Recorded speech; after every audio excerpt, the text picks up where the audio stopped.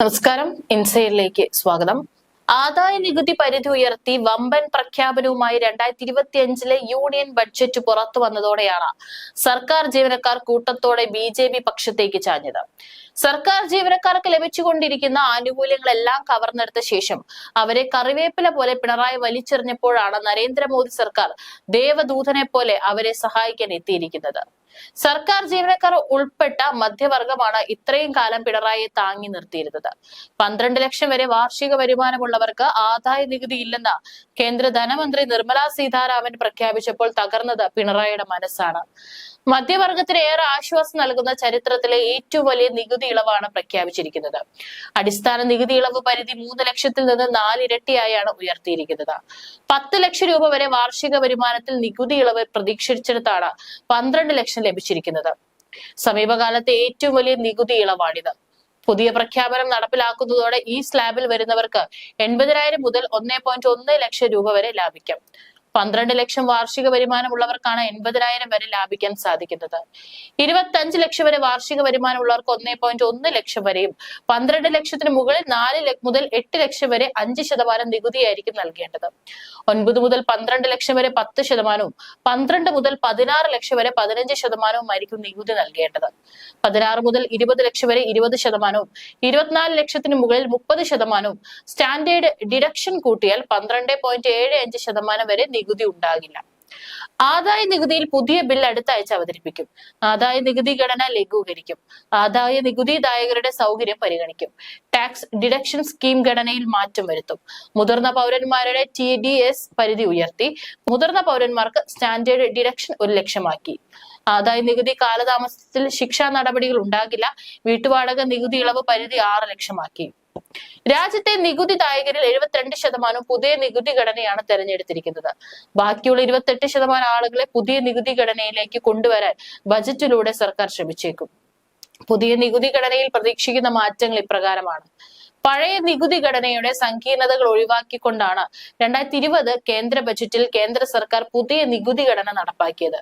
എന്നാൽ തുടക്കത്തിൽ ഇതിന് വലിയ സ്വീകാര്യത ലഭിച്ചില്ല. പിന്നീട് സർക്കാർ വ്യവസ്ഥകളിൽ ഭേദഗതി വരുത്തിയതോടെ പുതിയ നികുതി ഘടന തിരഞ്ഞെടുക്കാൻ കൂടുതൽ ആളുകൾ തയ്യാറായതായി കണക്കുകൾ സൂചന നൽകുന്നു.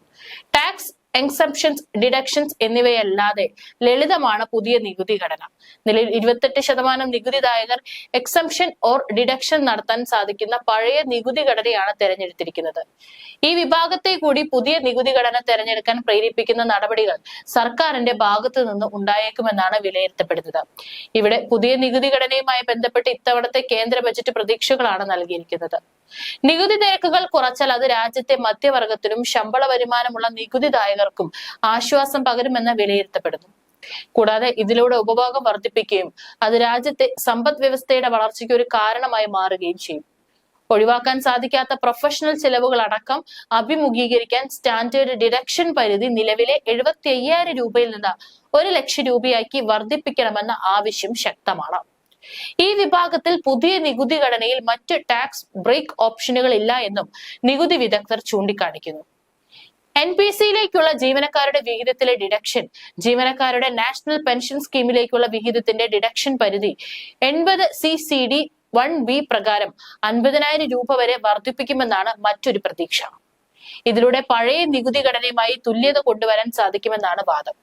ഇത്തരത്തിൽ റിട്ടയർമെന്റ് കോർപ്സ് വളർത്തിയെടുക്കാൻ സഹായകമായ നിക്ഷേപം നടത്താൻ സാധിക്കുമെന്നും സാമ്പത്തിക സുരക്ഷ നേടാൻ സാധിക്കുമെന്നും കരുതപ്പെടുന്നു.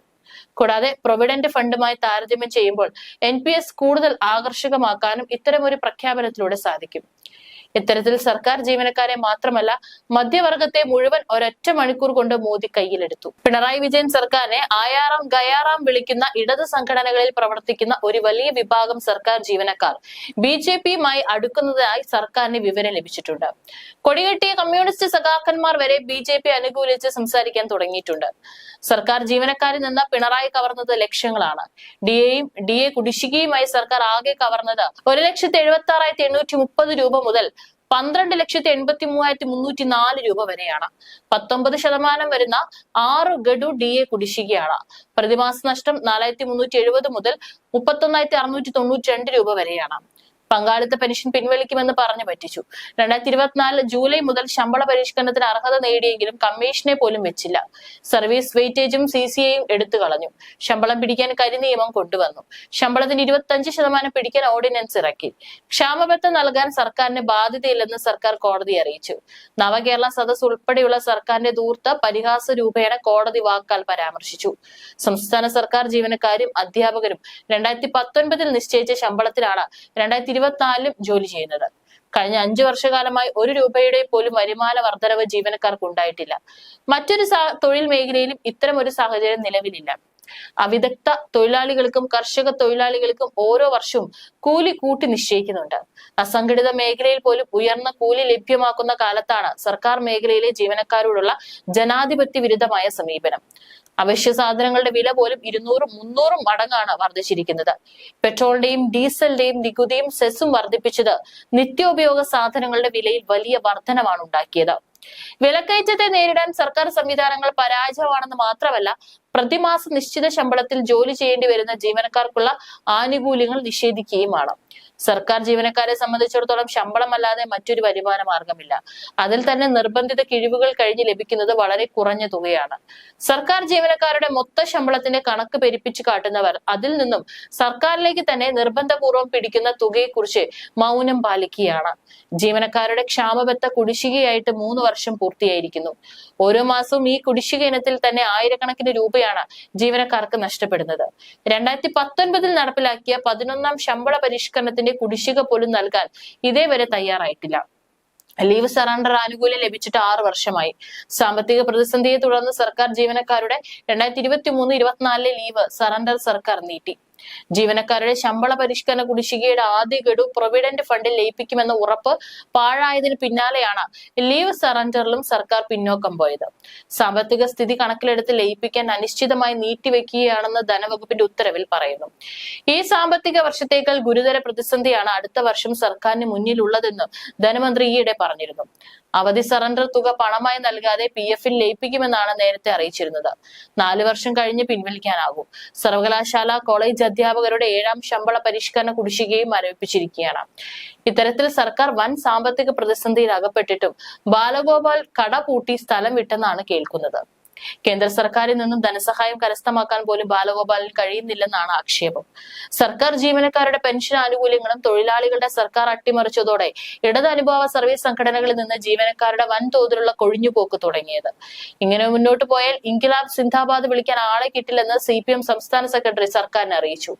എന്നും ജീവനക്കാരോടൊപ്പം എന്ന മുദ്രാവാക്യവുമായി അധികാരത്തിലെത്തിയ സർക്കാരാണ് പെൻഷൻ ആനുകൂല്യങ്ങൾ പോലും അട്ടിമറിച്ചത്. കോവിഡിന്റെ മറവിൽ ജീവനക്കാരുടെ ശമ്പളം പിടിച്ചെടുത്തത് വലിയ വാർത്തയായതിനു പിന്നാലെയാണ് പെൻഷൻ നിർണയത്തിലും സർക്കാർ നിയന്ത്രണം ഏർപ്പെടുത്തിയത്. CPM സംസ്ഥാന കമ്മിറ്റി ഇടപെട്ടാണ് ഏകപക്ഷീയമായി ശമ്പളം പിടിച്ചെടുക്കുന്ന രീതിയിൽ 1 മാസത്തെ സാവകാശം നൽകിയത്. അതിനിടയിലാണ് പെൻഷനിൽ കൈവച്ചത്. എല്ലാ തീരുമാനങ്ങളും സർക്കാർ ജീവനക്കാരെ നിരാശയിൽ ആഴ്ത്തുന്നതും സർക്കാരിനെ സഹായിക്കുന്നതുമാണ്. പിണറായി അധികാരത്തിലെത്തിയത് മുതൽ ജീവനക്കാരുടെ നിഷേധാത്മക നിലപാടാണ് തുടരുന്നതെന്ന് ജീവനക്കാർ ആരോപിക്കുന്നു. ജീവനക്കാർ ജോലി ചെയ്യുന്നില്ലെന്ന ആക്ഷേപം മുഖ്യമന്ത്രി എപ്പോഴും ഉന്നയിക്കാറുണ്ട്. മുഖ്യമന്ത്രി ജോലി ചെയ്യുന്നില്ലെന്ന് പറയുന്നത് തങ്ങളെ അധിക്ഷേപിക്കാനാണെന്ന് ജീവനക്കാരുടെ ആക്ഷേപം. ഇക്കാലത്ത് CPM-ന് കരുത്തായി നിലകൊണ്ടവരാണ് സർക്കാർ ജീവനക്കാർ. 5 ലക്ഷത്തിൽ പരം ജീവനക്കാരും അവരുടെ കുടുംബാംഗങ്ങളും എല്ലാ പാർട്ടികൾക്കും എക്കാലത്തും വോട്ട് ബാങ്ക് ആയിരുന്നു. എന്നാൽ അത്തരമൊരു ചിന്താഗതിയിലാണ് മാറ്റം ഉണ്ടായിരിക്കുന്നത്. ഇടത് സംഘടനാ പ്രവർത്തകർ പോലും ഇടതിന് വോട്ട് ചെയ്യാത്ത അവസ്ഥയാണ് വന്നു ചേർന്നിരിക്കുന്നത്. 2026 നടക്കുന്ന തെരഞ്ഞെടുപ്പിൽ ഇത് CPM-ന് വലിയ തലവേദനയായി തീരുമെന്ന കാര്യത്തിൽ സംശയം വേണ്ട. ചുരുങ്ങിയ കാലം ഏറ്റവും കൂടുതൽ വിദേശയാത്ര നടത്തി ഒന്നും നേടാതെ തിരിച്ചെത്തിയ മുഖ്യമന്ത്രി എന്ന കുപ്രസിദ്ധി മുഖ്യമന്ത്രിക്ക് നേടിയിട്ടും ജീവനക്കാരുടെ തലയിലാണ് കയറുന്നത്. സർക്കാർ ജീവനക്കാരുടെ എണ്ണം പകുതിയായി കുറയ്ക്കാൻ വരെ പിണറായി സർക്കാർ ആലോചിക്കുന്നുണ്ട്. കേരളത്തിൽ മുൻപെങ്ങും അനുഭവിക്കാത്ത സാമ്പത്തിക പ്രതിസന്ധി ഇപ്പോഴുണ്ട്. റവന്യൂ കമ്മി ഗ്രാന്റ് മുൻ വർഷത്തെ അപേക്ഷിച്ച് കോടികൾ രൂപ കുറഞ്ഞു. കടമെടുപ്പ് പരിധിയിൽ കോടികൾ കേന്ദ്രം വെട്ടിച്ചുരുക്കി. GST വരുമാന നഷ്ടപരിഹാരത്തിൽ അനുകൂല തീരുമാനം വരാത്തതിനാൽ കോടികളുടെ നഷ്ടമുണ്ടാകാം. കേരളം സാമ്പത്തിക പ്രതിസന്ധിയിലാണെന്ന് എല്ലാവർക്കും അറിയാം. എന്നാൽ മുൻപെങ്ങും ഇല്ലാത്തത്ര ഗുരുതരമായ അവസ്ഥയിലാണ് ഇപ്പോൾ കേരളം എത്തിയിരിക്കുന്നതെന്ന് ധനമന്ത്രി വെളിപ്പെടുത്തുന്നത് അത്യാപൽക്കരമായ ഒരു ഭാവിയിലേക്കാണ് വിരൽ ചൂണ്ടുന്നത്. അതായത് ശമ്പളവും പെൻഷനും മുടങ്ങുമെന്നാണ് ധനമന്ത്രി പറഞ്ഞു വെക്കുന്നത്. മന്ത്രി പറഞ്ഞ കണക്കനുസരിച്ച് കോടികളുടെ വരുമാനക്കുറവാണ് ഈ വർഷം കേരളത്തിന് ഉണ്ടാകാൻ പോകുന്നത്. സാമ്പത്തിക വർഷം അവസാനിക്കാൻ 1 മാസം മാത്രം ബാക്കി നിൽക്കെ പദ്ധതികൾക്കായി പ്രഖ്യാപിച്ച തുകയിൽ 40% മാത്രമേ ചെലവാക്കാനായിട്ടുള്ളൂ. എത്ര മിച്ചം പിടിച്ചാലും ഈ വർഷം പദ്ധതികൾക്ക് ആവശ്യമായ തുകയുടെ പകുതി പോലും കണ്ടെത്താൻ കഴിയാത്ത ഗുരുതര സാഹചര്യമാണ് നിലനിൽക്കുന്നത്. ഗുരുതര പ്രതിസന്ധി അനുഭവിക്കുന്ന സർക്കാരിനെ സാമ്പത്തികമായി സഹായിക്കാൻ ധനമന്ത്രിക്ക് കഴിയുന്നില്ലെന്ന ധാരണയിലാണ് സർക്കാർ ജീവനക്കാർ. അതേസമയം താനുണ്ടാക്കിയ സാമ്പത്തിക പ്രതിസന്ധി ധനമന്ത്രിയുടെ തലയിൽ കെട്ടി രക്ഷപ്പെടാൻ മുഖ്യമന്ത്രി ശ്രമിക്കുന്നുവെന്നാണ് ചിലരെങ്കിലും കരുതുന്നത്. തോമസ് ഐസക് ഉണ്ടായിരുന്നപ്പോൾ തന്റെ സ്വാതന്ത്ര്യം കുറഞ്ഞായിരുന്നു പിണറായിയുടെ ആക്ഷേപം. അതേതായാലും ക്ഷാമബത്ത പോലും നൽകാൻ കഴിയാത്ത തരത്തിൽ സർക്കാർ കൂപ്പുകുത്തുന്നത് ആദ്യ സംഭവമാണ്. സർക്കാർ ജീവനക്കാർ കൂറുമാറിയാൽ സർക്കാർ തീർത്തും പ്രതിസന്ധിയിലാവും. എന്തിന് അട്ടിമറി വരെ സംഭവിക്കാം. BJP ആകട്ടെ കരുതലോടെയാണ് നീങ്ങുന്നത്. കോൺഗ്രസ് ചിത്രത്തിലേ ഇല്ല. നിർമ്മല സീതാരാമന്റെ ആ പ്രഖ്യാപനം പിണറായിയെ നൊമ്പരപ്പെടുത്തിയത് ഇങ്ങനെയാണ്.